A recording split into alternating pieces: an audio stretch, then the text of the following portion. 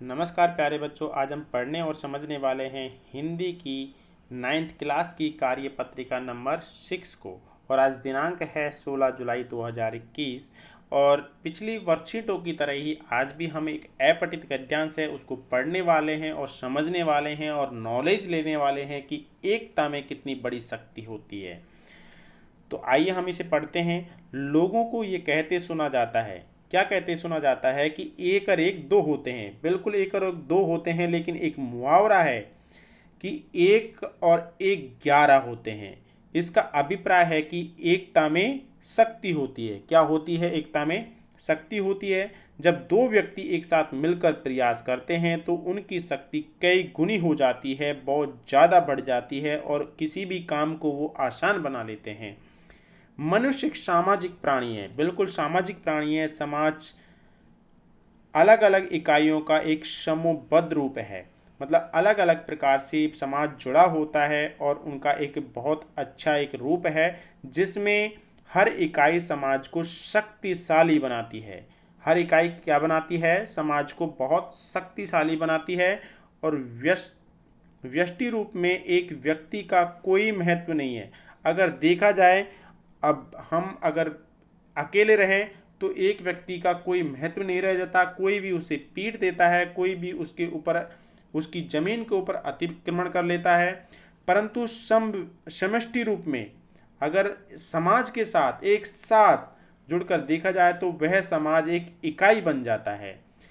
तो इसमें एक कहानी भी दी हुई है, उसके माध्यम से भी आप इसे अच्छे से समझ सकते हैं। बाढ़ से बचने के लिए जब एक आंखों से दिव्यांग और पैरों से दिव्यांग व्यक्ति में सहयोग हुआ, मतलब दो व्यक्ति थे, एक तो पैर से दिव्यांग था, दूसरा आंख से था, आंख से अंधा था और एक पैरों से लंगड़ा था।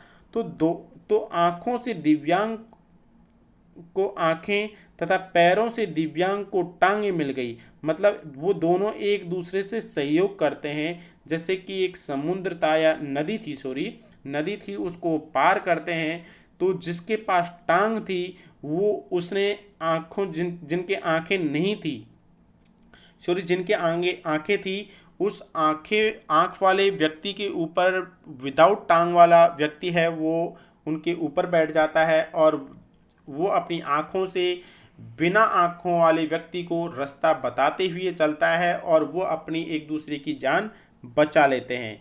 तो देखो, एकता में वो एक और एक दो मिले थे तो उनमें बहुत बड़ी शक्ति बन गई थी। इस प्रकार से जैसे आपने बाबर की भी कहानी सुनी होगी। बाबर भारत में घूमने के लिए जब निकले आए यहाँ, तो एक किसान खेत में काम कर रहा था।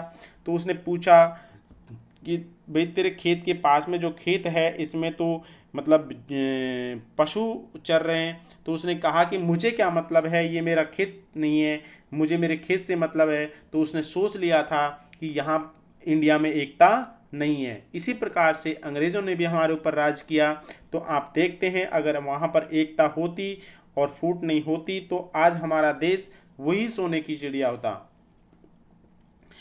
तो आगे हम इसे पढ़ते हैं। जो समाज एकता के सूत्र में बंधा नहीं रहता उसका पतन अवश्य होता है, बिल्कुल अवश्य होता है। भारत की परतंत्रता इसी फूट का परिणाम थी। बिल्कुल मैंने आपको बताया था, बाबर और अंग्रेजों का उदाहरण भी आपको दिया। जब भारतवासियों ने मिलकर आज़ादी के लिए संघर्ष किया, जब मिलकर संगठन बनकर, तो अंग्रेजों ने भी यहाँ से छोड़कर जाना पड़ा। गणित में शून्य के प्रभाव से एक अंक होता है, वो कितना हो जाता है? 10 गुना हो जाता है। अगर उसके साथ कोई अंक नहीं है, वो अकेला है, तो वो शून्य है। लेकिन जिस भी अंक के साथ वो मिल जाता है तो उस अंक का मान वो 10 गुना बढ़ा देता है।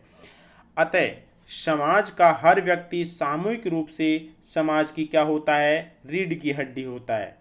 तो आइए अब कुछ आसान से प्रश्न हैं इसके अंदर, उन्हें हम पढ़ते हैं और समझते हैं। इसके आसान से 5 प्रश्न हैं जिन्हें हम पढ़ लेते हैं। मुहावरे के अनुसार एक और एक 11 होते हैं। बिल्कुल एक और एक 11 होते हैं। जब दो व्यक्ति मिलकर कार्य करते हैं तो उनकी शक्ति कई गुना बढ़ जाती है।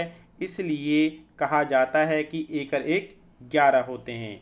नेक्स्ट आपका है प्रश्न, गद्यांश में आए व्यष्टि शब्द का आशय क्या था? अकेला, एक व्यक्ति, एकल, ये इसका अर्थ था।